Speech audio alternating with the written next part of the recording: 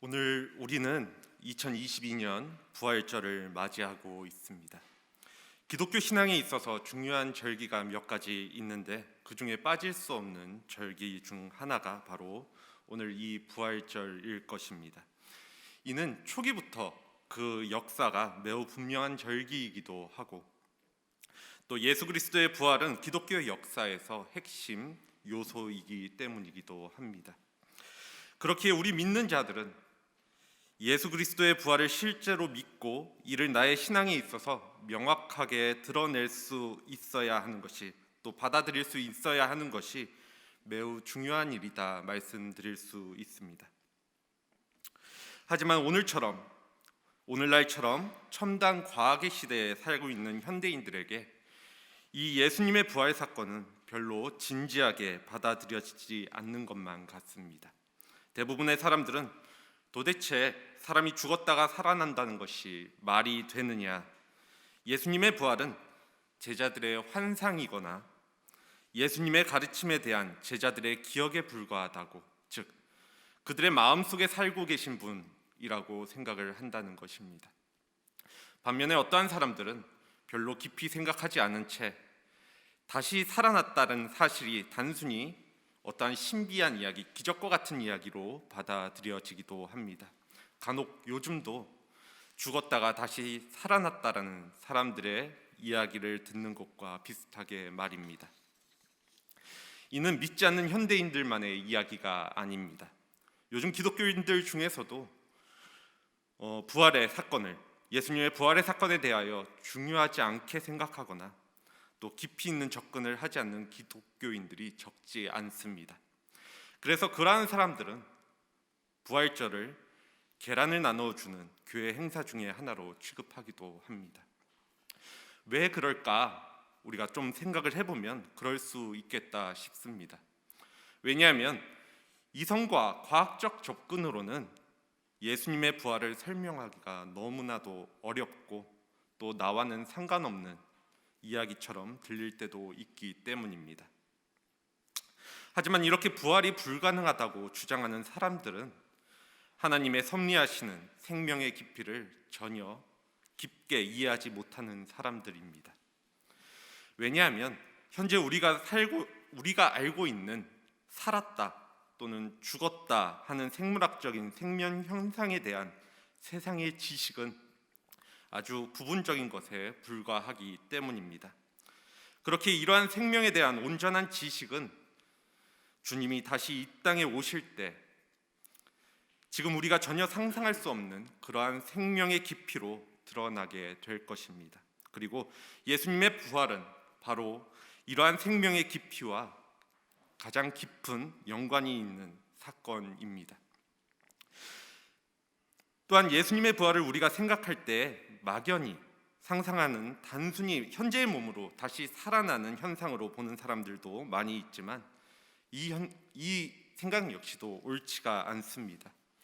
부활은 유기체로 구성된 지금의 몸으로 다시 살아난다는 것이 아니기 때문입니다. 이러한 방식으로 다시 살아난다면 우리는 여전히 또다시 목마르고 또 여전히 배고프고 또다시 무엇인가를 갈망할 수밖에 없게 될 것입니다. 하지만 부활은 완전한 생명으로 변화하는 사건입니다. 물론 그것의 구체적인 모습에 대하여 오늘 우리의 과학적인 지식만으로는 해명하거나 이를 설명할 수는 없습니다. 그래서 어떠한 분들은 이러한 부활에 대한 설명이 만족스럽지 않으실 것이고 또 어렵게 느끼시는 분들도 많이 계실 것입니다. 도대체 무슨 말인지 모르겠다, 두리뭉실하게 이야기하지 말고 분명하게 설명해 주었으면 좋겠다, 우리가 죽었다가 다시 살아나는 것이냐 아닌 것이냐 하고 말입니다. 이러한 의문들에 대해서 안타깝게도 신앙의 세계는 딱 떨어지게 말할 수가 없습니다.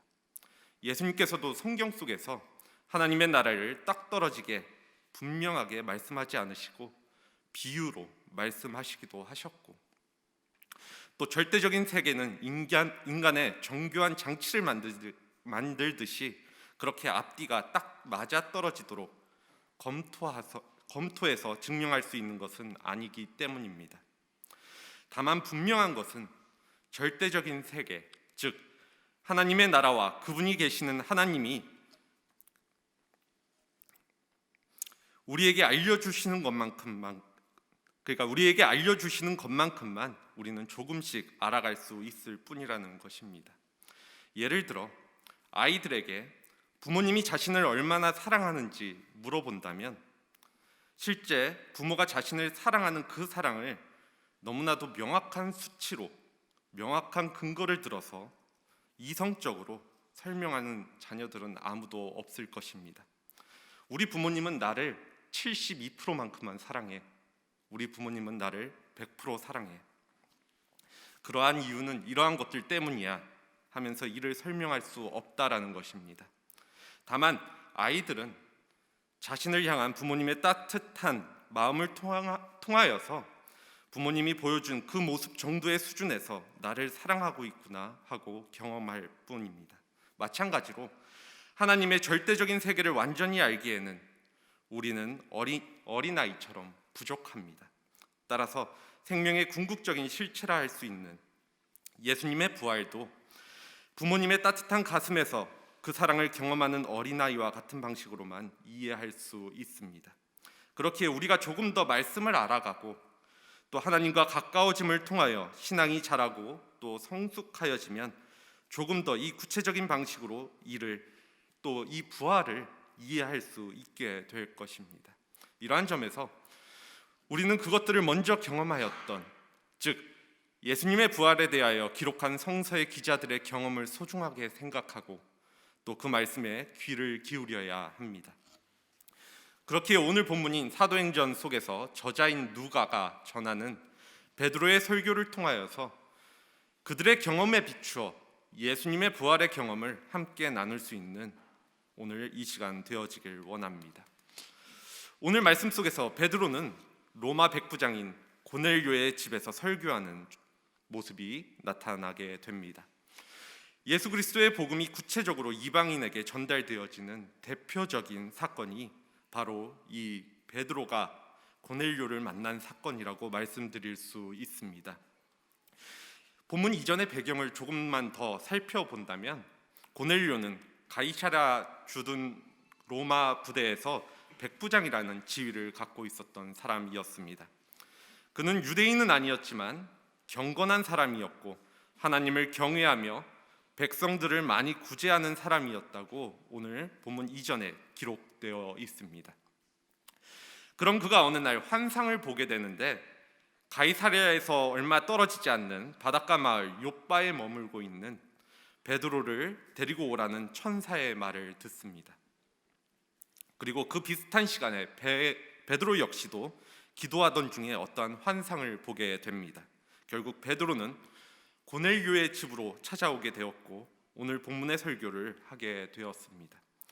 이 베드로의 설교는 하나님이 유대인이나 이방인을 구별하지 않으시고 하나님을 경외하며 의를 행하는 사람은 모두 기뻐 받으신다라는 말씀으로 시작을 합니다. 본문 34절 35절 말씀입니다. 베드로가 입을 열어 말하되 내가 참으로 하나님은 사람의 외모를 보지 아니하시고 각 나라 중 하나님을 경외하며 의를 행하는 사람은 다 받으시는 줄 깨달았도다. 베드로가 이야기하고 있는 하나님이 사람의 외모를 보지 않으신다는 것은 하나님은 사람의 피부색이나 인종이나 국적 또 출신과 같은 것을 따지거나 또 차별하는 분이 아니라는 의미입니다. 지금 우리의 관점에서는 이러한 베드로의 주장이 너무나도 당연한 이야기 같다고 생각할지 모르겠지만 그 당시 상황 속에서는 전혀 그렇지 못하였습니다. 당시 유대인들은 자신들만이 하나님이 택하신 백성이라는 분명한 선민의식을 가지고 있었고 그로 인하여 유대인으로 태어나 전통과 율법을 지켜온 자신들에 대한 자부심이 그들에게는 엄청났기 때문입니다. 그래서 본문에서 베드로와 고넬료가 만나는 것과 같이 유대인이 아닌 이방인들과 함께 교제하고 또 그들의 집을 방문한다는 것은 유대인들에게 상상할 수도 없는 일이었습니다. 하지만 베드로는 환상을 통하여서 유대인들만이 택함을 받은 민족이고 이방인들은 천한 민족이라 여겼던 그 장벽을 깨고 유대인만이 아니라 하나님을 경외하는 사람이라면, 그리고 그 경외함으로 의를 행하는 사람이라면 누구든지 차별받지 않고 하나님이 기뻐 받으시는 존재가 된다라는 사실을 깨닫게 되었음을 선포합니다. 하나님을 경외한다는 것은 신앙의 수직 관계, 즉 하나님을 사랑한다라는 것이고, 의를 행하는 것은 신앙의 수평적인 관계, 즉 이웃을 사랑함을 의미합니다. 이는 예수님께서 선포하신 두 계명과도 연결되어집니다. 하나님을 사랑하고 내 이웃을 내 몸과 같이 사랑하라는 계명 말입니다. 이러한 모습이 드러나는 사람은, 즉 이러한 계명을 지키는 사람은 누구든지 하나님이 기뻐 받으신다라는 베드로의 이러한 깨달음과 선포는 초기 기독교에 완전히 새로운 복음의 세계를 열게 만든 사건이었고, 또 이방인들을 향한 복음 전파의 새로운 빛이 선포되어지는 순간이었습니다. 이 사실이 감이 잘 오지 않으신다면 이렇게 바꿔 생각해 보시기 바랍니다. 신앙의 연차가 높거나 또 직분 맡은 자들, 목회자나 또 장로님과 같은 직분이 있는 사람들과 신앙생활을 한 지 얼마 되지 않는 사람을 놓고 보았을 때, 또 세상이 말하는 복을 누리는 기독교인들과 계속하여 실패하고 쓰러지는 기독교인들을 놓고 보았을 때, 우리는 일반적으로 신앙의 연차가 높거나 직분을 받은 사람들, 또 세상이 말하는 복을 누리는 사람을 하나님께서 더 많이 사랑하시는 사람 같다라고 생각할 때가 많이 있습니다. 그런데 하나님께서는 직분이 있건 없건, 신앙의 연차가 짧건 길건, 세상이 말하는 복을 누리건 계속하여 실패하고 쓰러지건, 그들을 향한 하나님의 사랑은 차별 없이 동일하시다고 말한다면 어떠할까요? 다만 그들이 생명의 소중함을 알고 또 그것을 창조한 하나님을 경외하면서 의롭게 산다는 전제 하에서 말입니다. 우리는 하나님이 우리의 선입견과 또 이기적인 생각을 뛰어넘어 예수 그리스도를 통하여서 구원의 세계를 펼치신다는 사실을 믿고 또 그것을 알아가기 원하신다는 사실을 깨달아야 합니다.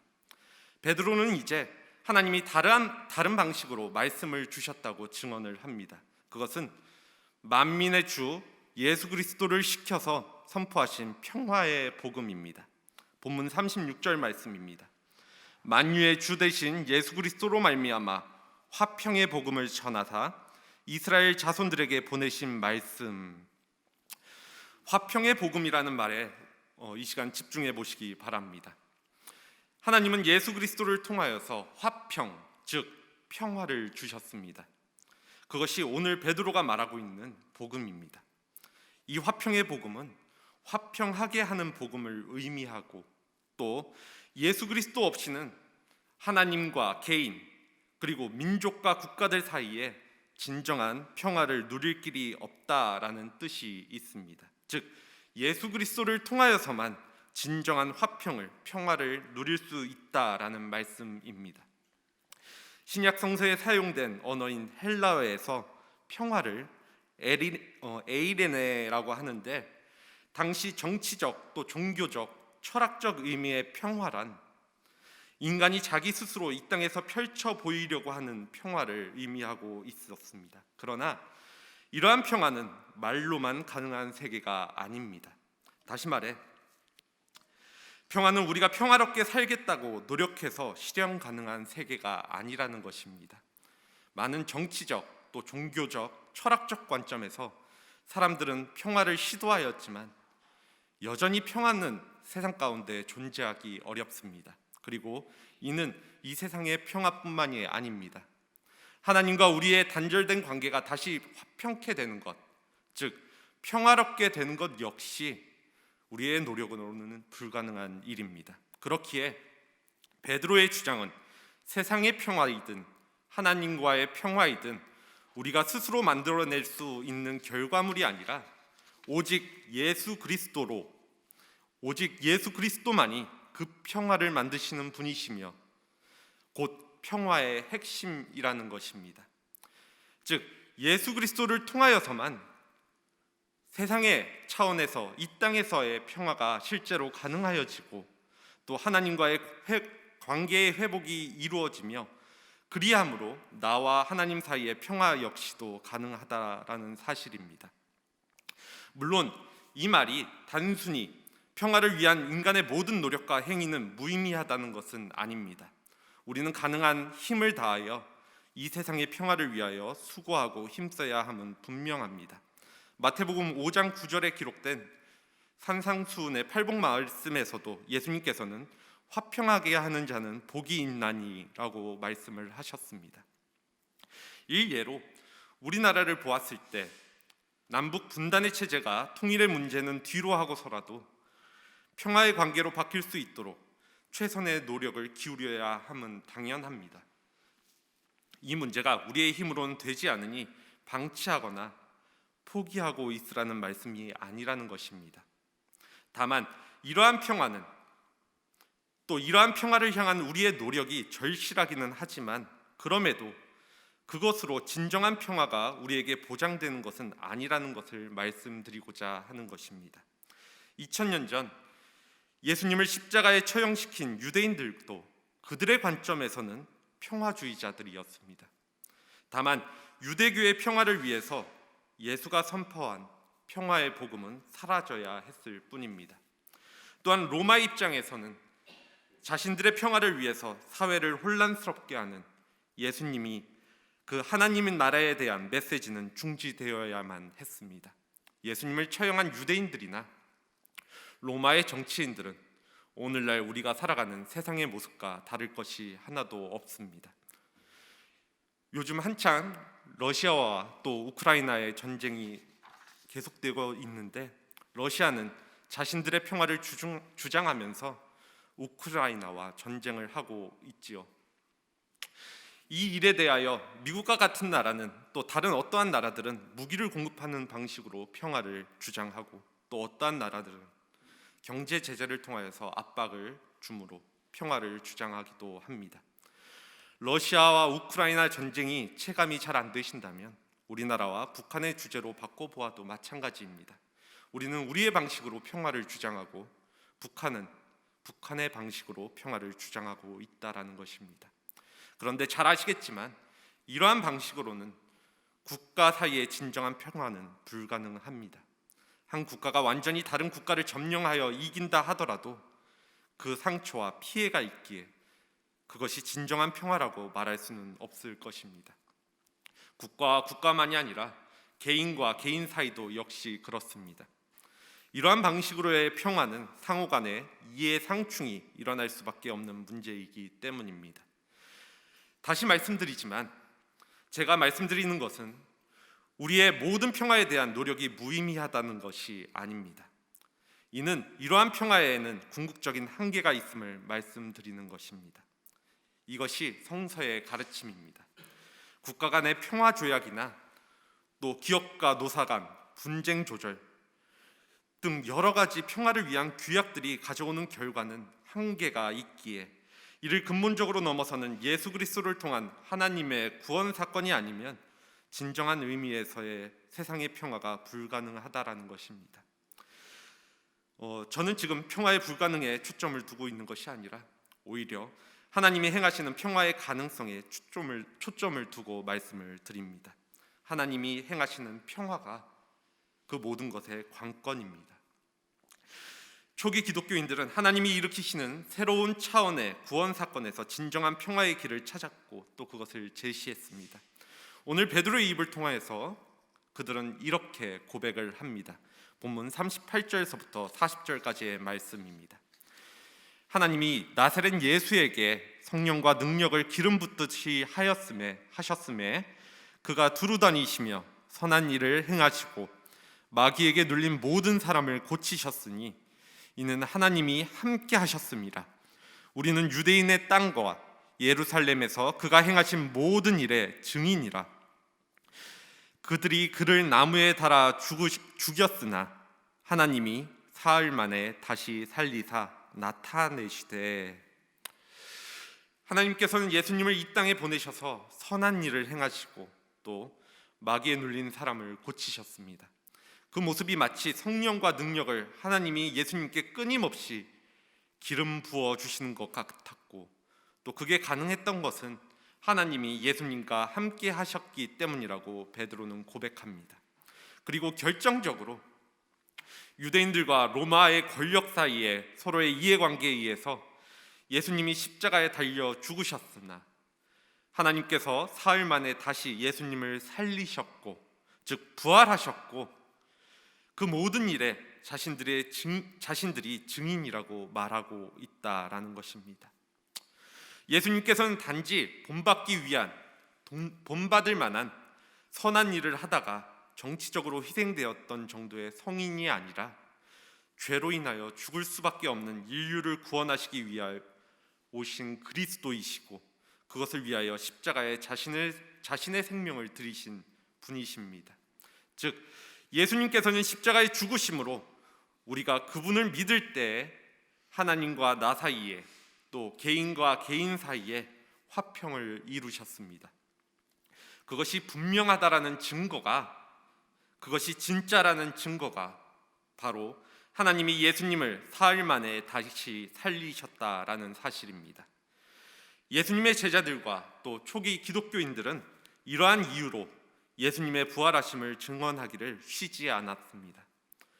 물론 누군가는 그렇다면 성경에 기록된 이전에 죽었다 다시 살아난 사람들의 경우도 그러한 증거인가 질문해 볼 수도 있겠지만, 예수님의 부활은 이전에 기록된 나사로나 과부의 외아들이 다시 살아난 사건과는 차원을 완전히 달리합니다.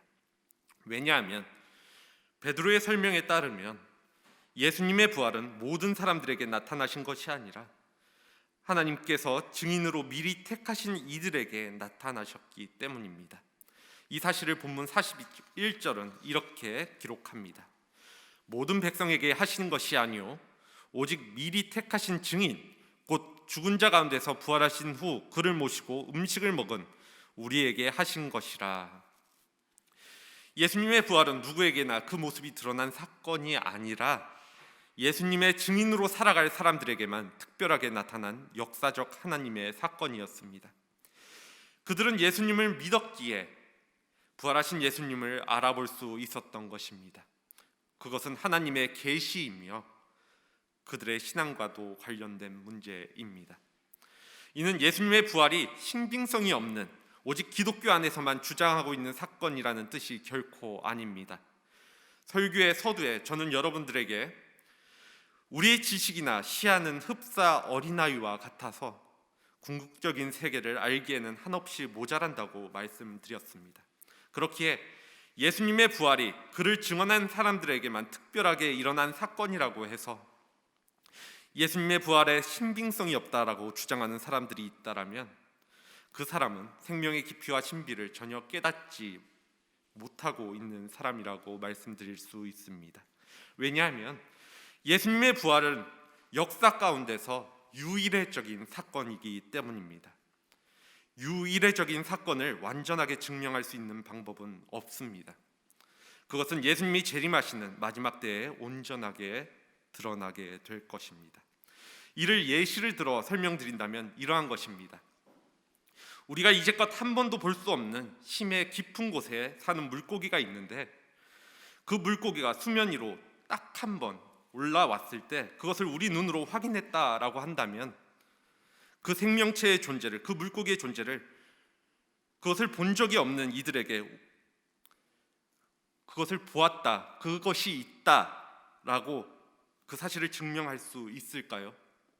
그 물고기가 한 번 수면 위로 올라온 뒤로 평생을 다시 깊은 바닷속에 들어가 살고 있다라면 말입니다. 그 물고기가 다시 심해 깊은 곳으로 들어가 수면 위로 올라오지 않는다면 그것을 보았다는 우리의 주장은 다른 사람들이 보기에는 신빙성이 없는 이야기라고, 그러한 물고기가 어디 있냐고 말도 안 되는 이야기 하지 말라는 소리를 들었을 것입니다. 그리고 우리는 그 존재를 그 시점에서는 완전하게 증명할 수 있는 길이 없습니다. 다만 그럼에도 불구하고 우리는 그것을 보았다고 분명하게 말할 수 있을 뿐입니다. 그리고 나중에 과학기술이 발달해서든 그곳에 물이 완전히 마르든 힘의 그 깊은 곳까지 온전하게 드러나게 되었을 때 비로소 수면 위로 올라왔던 물고기의 실체를 분명하게 볼 수 있고 또 이해할 수 있게 되어질 것입니다. 예수 그리스도의 부활 사건 역시도 마찬가지입니다. 주님의 부활 사건은 한 번뿐인 일이었기에 이를 증명하거나 명확하게 설명하는 것은 불가능합니다. 다만 부활하신 예수님을 직접 보았고 또 그분과 식사를 한 무리의 입장에서는 그가 살아나셨음을 분명히 말할 수 있었습니다. 그리고 주님이 재림하시는 마지막 때가 되면 예수님에게서 드러난 그 부활의 사건 역시도 그 실체 역시도 온전하게 드러나게 될 것입니다. 우리가 기독교인으로 살아간다는 것은 바로 이 사실을 믿는다라는 의미입니다. 우리는 부자가 되거나 또는 출세를 위해서 혹은 착한 사람이 되기 위해서나 죽음으로부터의 두려움을 극복하기 위해서 기독교인이라 말하는 것이 아니라 마지막 날에 드러나게 될 생명의 실체인 부활 사건이 예수님에게서 일어났다는 사실을 믿기 때문에 또 그것이 믿어지기 때문에 기독교인이라 말할 수 있습니다. 이러한 믿음이 어떻게 가능할까 생각해 보게 됩니다. 제가 계속해서 말씀드리지만 믿음은 기본적으로는 하나님의 은혜라는 것이 그 대답입니다. 하나님이 그 은혜를 선물로 주시지 않는다면 우리는 그 사실을 믿을 수가 없기 때문입니다. 믿음은 지식과 상관도 없고 또 우리의 인격과도 상관이 없습니다. 오직 하나님의 은혜로만 믿음이 가능합니다. 여러분이 그 사실을 얼마나 예민하게 느끼고 있는지는 잠시 제쳐두고서라도 하나님의 은혜로 믿게 되었다는 사실만은 분명합니다. 이것을 맹목적인 믿음이라고 여기시면 안 됩니다. 우리는 예수 그리스도께서 부활하신 이후의 시대를 살아가고 있기에 그 부활을 직접 볼 수는 없으나 하나님의 은혜로 부활 이후 지금도 살아 역사하시는 예수 그리스도를 경험하고 만남을 통하여 주님을 믿을 수 있게 된 존재들입니다. 그래서 우리 역시도 예수 그리스도의 이름을 힘입어 죄 사함을 받고 구원을 받을 수 있게 된 것입니다. 그리고 그리스도인은 우리가 한 걸음 더 나아가 우리가 이 땅에서 잠시 살지만 그것으로 모든 것이 끝나는 것이가 아니라 우리가 알 수 없는 놀라운 방식으로 예수님의 이 부활이 가져다주는 생명에 우리 역시도 참여하게 되리라는 소망과 또 믿음으로 오늘을 살아갑니다. 그것이 곧 구원이며 베드로가 마지막 43절에서 언급하듯이 그를 믿는 사람들에게 주어지는 죄의 용서입니다. 이 죄의 용서는 앞서 언급드린 죄로 인하여 단절된 하나님과의 관계를 회복하고 하나님과의 화평, 즉 평화이고 세상의 평화를 가져옵니다. 그렇게 예수가 그리스도 되시고 즉 구원의 길이시고 생명이 되어 주심을 우리가 깨닫고 고백함으로 이를 통하여 하나님과 나 사이에 또 세상의 평화를 가져다 주는 능력이 됨을 예수님이 부활하셨다는 사실로 믿으시기 바랍니다. 즉 예수님이 부활하셨다는 사실이 곧 예수님이 하나님의 아들이시자 그리스도시라는 증거이며 그분을 통해서만 죄의 문제가 해결되고 참된 화평을 얻게 하시는 분이라는 증거가 됩니다. 말씀을 정리합니다. 코로나 이후 그 분위기는 조금 바뀐 것 같지만 제 기억 속에서 부활절을 돌이켜보면 기쁜 날이라는 이미지가 뇌리에 남아 있습니다. 교회마다 부활절이 되면 플랜카드 속에서 그 메시지 속에서 예수 부활하셨네 라고 외치고 또 누군가는 예수님의 부활하심을 기억하는 이날에 감동과 기쁨의 눈물을 흘리기도 합니다. 예수 그리스도의 십자가를 묵상하는 고난 주간을 마치고 부활절을 맞이할 때 그리스도인들이 이러한 기쁨과 감사가 넘칠 수 있는 이유가 무엇일지 생각해 보게 됩니다. 2000년 전 많은 선을 행하시고 또 선생으로서 좋은 말씀을 전하였으며 병도 치유하는 등의 영향력이 넘치던 존재가 죽었다 살아났다라는 이야기가 당시 그 당시 그들을 기억하는 그를 기억하는 사람들에게만이 아니라 왜 기독교 2000년 역사 속에서 기쁨이 되어지고 또 2022년을 살아가는 우리 기독교인들에게도 기쁨을 주는가? 그것은 예수님의 부활이 그가 진정 하나님의 아들이시며 또 우리의 죄를 사하시는 구원자 그리스도 되심을 온 천하에 증명하는 사건이었기 때문입니다. 즉 예수님의 부활은 오직 예수님만이 하나님의 아들이시며 민족의 차이를 뛰어넘어 그분을 통하여서만 하나님과 나 사이에 또 세상의 정치적 철학적 차이를 뛰어넘어 진정한 평화를 가능하게 하는 능력의 원천임을 증명하는 사건입니다. 그렇기에 그를 믿으면 지금도 살아 역사하시는 예수님께서 죄로 인하여 단절되었던 나와 하나님 사이의 화평을 또 세상의 평화를 가져다 준다는 사실을 깨닫고 또 경험하고 있기 때문에 우리는 기뻐할 수 있다라는 것입니다. 또한 이를 통하여서 우리는 누구든지 우리가 조금 전에 바라보았던 35절에 나타난 하나님이 기뻐 받으시는 존재가 되어집니다.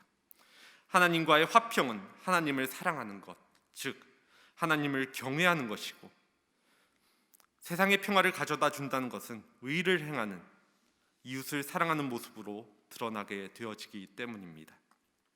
그리고 이 사실을 알고 있는 우리는 당연하게도 이 기쁨의 소식을 우리만 간직하는 것이 아니라 이를 알지 못하는 이들에게 전할 수 있어야 합니다. 우리는 부활하신 예수님을 그렇지 못한 이들보다 조금만 더 먼저 경험하고 알게 된 사람들이기 때문입니다. 42절, 43절에서 기록되어 있듯이 예수님께서는 부활하신 후 제자들을 만나시고 이 사실을 증언할 것을 명령하셨습니다. 오직 예수님만이 화평을 가져다 주고 우리의 죄를 사하여 주시는 분이십니다. 그리고 그 증거가 예수님의 부활입니다.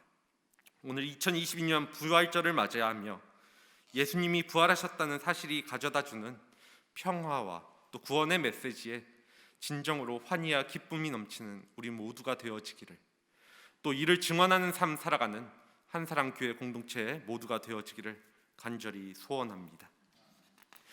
이 시간 함께 기도하겠습니다.